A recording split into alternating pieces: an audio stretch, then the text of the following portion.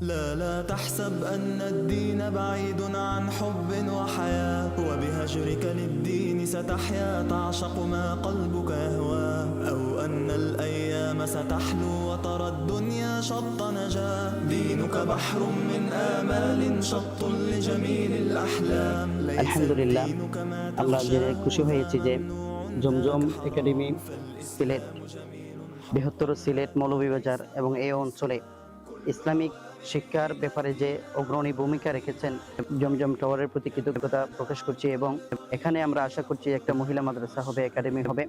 এই আধুনিক মহিলা একাডেমি হলে এখানকার যে মহিলারা আছেন তারা অনেকেই আধুনিক শিক্ষা গ্রহণ করতে পারবেন এবং এখান থেকে শিক্ষা নিয়ে তারা সমাজের বিভিন্ন সেক্টরে দায়িত্ব পালন করতে পারবেন।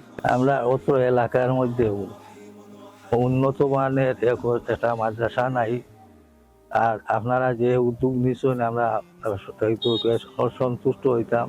আপনারা তাড়াতাড়ি করলে আরো সন্তুষ্ট হইলাম। আমরা শুনে আনন্দিত হয়েছি এখানে জমজম একাডেমি মহিলা ক্যাম্পাস হবে। তো এটা মহিলা ক্যাম্পাস খুবই প্রয়োজন, যেখানে শুনেছি ইংরেজি, আরবি, বাংলা আধুনিক শিক্ষার সমন্বয় হবে। তো অত্র এলাকায় ভালো একটি মানসম্মত প্রতিষ্ঠান নাই যেখানে মেয়েরা দিন শিখবে, ইসলাম শিখবে।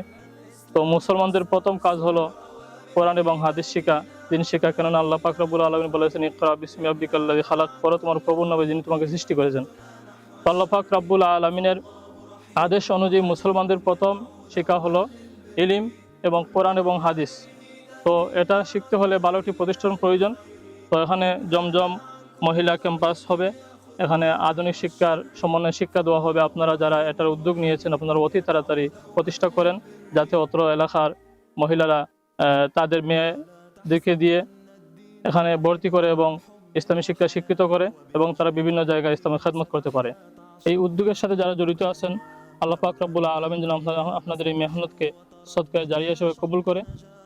আর এই ধরনের প্রতিষ্ঠান বিভিন্ন জায়গায় প্রয়োজন, যেখানে ইসলামী জ্ঞান থেকে বঞ্চিত আমাদের মহিলারা।